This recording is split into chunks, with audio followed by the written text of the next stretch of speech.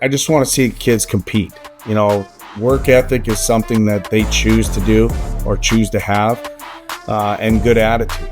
Heading into his first season coaching in the North American Hockey League, Kevin St. Jacques will serve as the next bench boss of the Corpus Christi IceRays. On this installation of NA Now, Kevin dove into detail on what he's looking forward to and what his summer has looked like since joining the organization. It's been chaotic, to say the least, but in a good way. It's a level higher than I was coaching in the NCDC and with Premier at the USPHL level. But it's all good. It's getting used to dates, new schedules, that kind of stuff. So it's been busy, but it's exciting. Absolutely. And this is your opportunity to be a head coach in the North American Hockey League for the first time in your coaching career. However, like you said, it's not your first time being a bench boss. How has your past experiences shaped you and prepared you for this next role? Well, I think it's similar. I think you deal with, obviously better players. You're going to be dealing with better coaches or playing against better coaches. So, dialing yourself in as a head coach is going to be more important. But, I've got a great assistant coach in Phil Oberlin, who's been there for 4 years. And so we're excited to get going. What does it mean to have somebody on the coaching staff who has been in the organization and with Corpus Christi over the past couple of years? It's huge. Like I said, there's a lot of new rules, trades, tenders, draft picks. I mean, these are things that I haven't had to deal with per se. So Phil is a wealth of knowledge. He's been there. He knows the rinks. He knows the division. And obviously he knows the city. So that'll be really exciting. You also have experience playing juniors in professional hockey under your belt. What lessons have you learned from those times that you're hoping to carry into this role? Well, I think the first thing, Ava, is you got to have fun at what you do. I want my players to understand that when you come to the rink, it's business. But we also have to have fun in what we do. The culture, I think, is going to be the first thing that we try to establish in Corpus, and because it is a great place to play. We've got a great fan base. You're on the water. You see the ocean every day, the Gulf. So I think that's the biggest thing. But I want them to all know that I played the game. So it's been good for me, and I try to let these players all know that I've been there, done it. Trust me. And if it isn't working, then we'll fix it. These kids are super skilled these days, and I'm sure they like doing things the way they want to or feel comfortable doing. So I'm open to just a lot of good communication. Absolutely. So also the IceRays had a monumental season this past year, making it to the South Division Final for the first time since 2017. How are you planning and hoping to continue that momentum heading into this season? Yeah, 35 wins, it was a big year for them. It's hard. We lost, I think 14 or 15 players. So obviously recruiting is huge this year, looking at trying to build our team and trying to get a team that's going to compete hard, at every night at this level and in this division particularly. Is going to be a challenge, but we're confident. We've done a lot of research. We've got a lot of good players coming to camp, and we'll see where we go. And the good thing is we can always adjust as the season goes. Absolutely. And like you said, you've lost a lot of players who played on the IceRays this past season because of aging out. With that came with 15 NCAA commitments. With seeing numbers like that, what are you hoping to accomplish as a coach with helping guys get to that next level in their hockey playing career?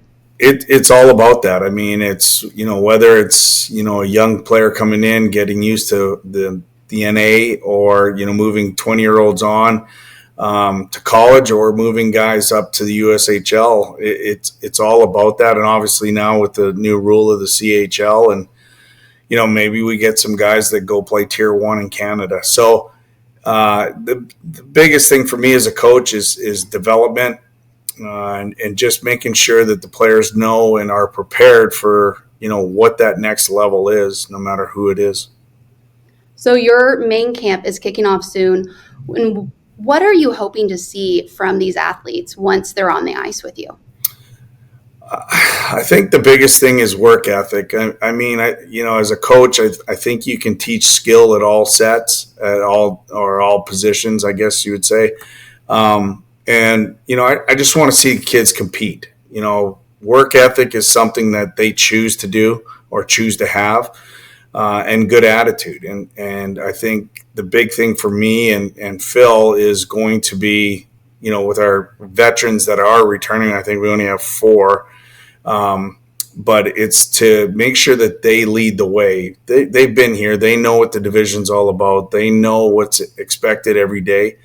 And then, once they buy in and do what they're supposed to do, then I think everybody else will do the same. What drives you as a coach, especially coaching guys and juniors? Winning. Winning. And listen, I've been around the rinks my entire life. I've never done anything else. Obviously played pro, had great success with that. I was a good junior player, had success there. I just want, to be around the rink. I'm one of the boys. And sometimes, I have to, be a, kind of a disciplinary, but I want them to understand we're going to have fun. Winning isn't easy. But winning's everything. You have to have the mindset, to be a champion. You got to come to work every day and then have fun once it's over. I know you're walking into your first season in the North American Hockey League, but from what you have picked up about what the league is about, what are your notions on what the North American Hockey League is all about and what makes it different than other junior leagues? I've been fortunate enough to, play and coach with a few guys and play against a couple guys, like Dan in Lone Star. Obviously he's a fierce competitor when we played against each other. And, I played with Steve Howard, who coaches the Austin Bruins, and Todd Pico in Springfield I've coached against. And, there's just when you're in a level like this and a league like this, it's exposure. It's it's great. It's a boys' club to an extent, but the just being around hockey people on the daily is going to be the best thing. So you played against Dan Wildfong, correct? Yes.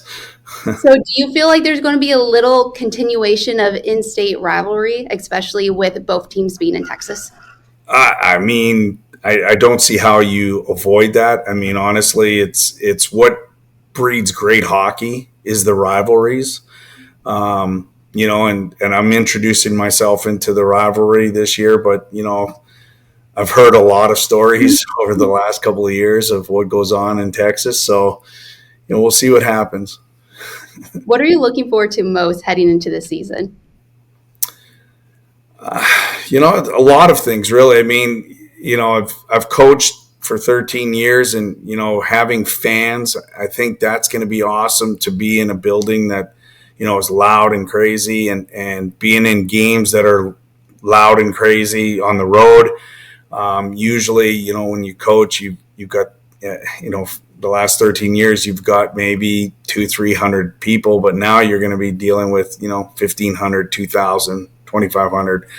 I look forward to that. It gets the goosebumps going. It brings you back to the days of playing, and I want my guys to embrace it, but also feed off of it. It's awesome, where they're at and where they're playing, and Corpus is a great city. I look forward to getting down there after main camp this week, and kind of introducing myself to Corpus. Absolutely. And in a few weeks, we have the greatest show on ice returning with the NA Showcase in Blaine, Minnesota. What are you looking forward to once you're in Blaine with the Corpus Christi IceRays? Just letting everybody know around the league and, in the hockey world that we're going to be a very competitive team, and, we're going to be a team that competes every night, and obviously winning. you don't take these jobs to, just be, a loser per se. You want to win, and it's not going to be easy. There's a lot of great teams, a lot of great coaches out there, and I'm just, I'm thankful that I can be one of them. Absolutely. Kevin, thank you for taking the time to chat with us. Good luck with the start of your first season here at the North American Hockey League. Thanks, Ava. Thanks for having me.